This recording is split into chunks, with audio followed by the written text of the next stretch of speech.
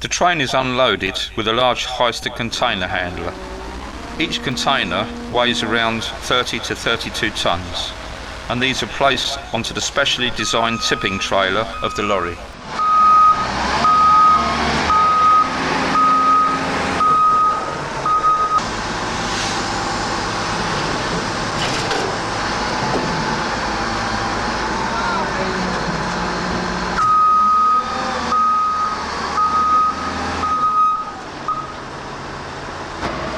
From the unloading section, the container is taken by road to be tipped out in the reception bay of the purpose-built DSG building, which has been in use for around 18 months.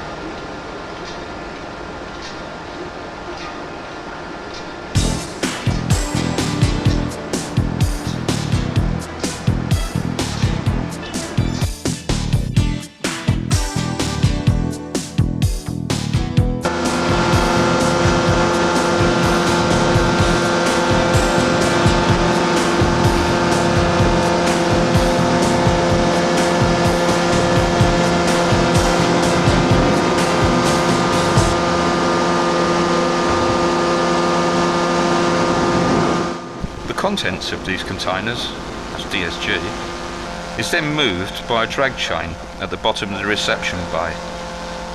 This is controlled by a computer to run at about 150 tonnes per hour. The drag chain feeds a conveyor belt to take the DSG to a large covered storage area ready for processing to the factory.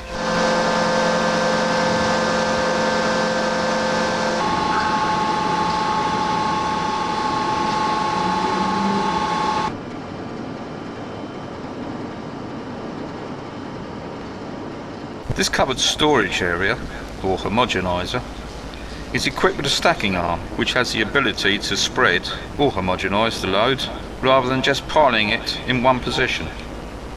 This waste product of a coal burning power station is in fact the new technology which has signalled the end of a way of life which has endured for a great number of years and at one time held a monopoly for plaster and plasterboard manufacture. Today, combined with market pressures and the new threat of competition from the common market, it has effectively ended much of a way of life and work that was commonplace for the many British gypsum workers and in fact, in many cases, generations of families employed here in the golden years before. This is the stuff, here it is. CaSO4, H2O, calcium sulphate if you like, desulfur gypsum, we call it DSG, or Satan's sand, or the devil's, maybe I better leave it there. In its delivered state, it has the consistency of snow. You can make a snowball out of it, but when it's dried out for use in the factory, it's extremely fine, almost dust.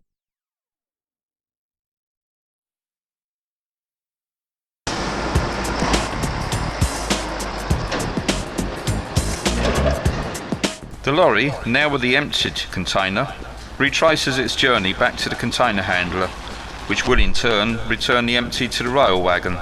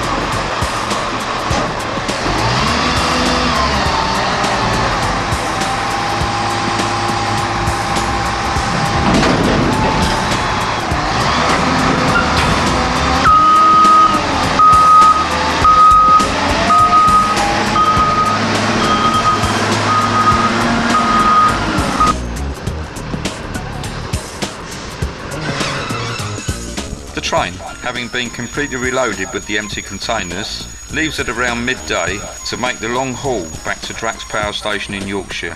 This time it has the brakes on to counter the steep, winding downward slope that it will have to negotiate on its way back to the sidings and then onto the main track system.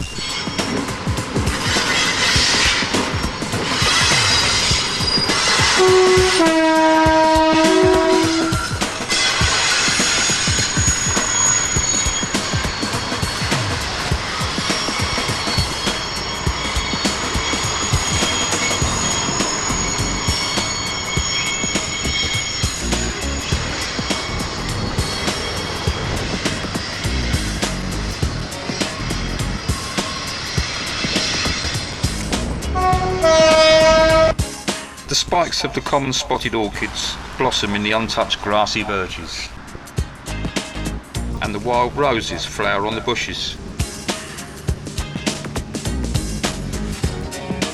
The flowering bird cherry looks as if it is covered in snow.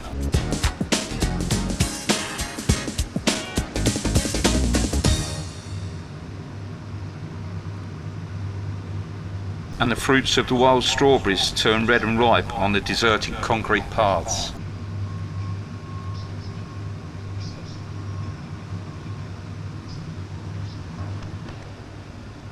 The yellow vetchling.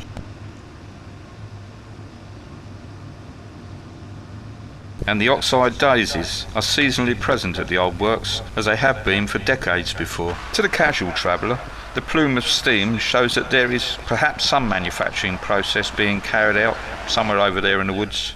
The approach road plants and flowers carry on with their unchanged seasonal cycle. The grasses and teasels and the myriads of bird, butterfly and insect life they support proceed seemingly undaunted. And in early May, the bluebells take over the woods that they have made their own for so many years.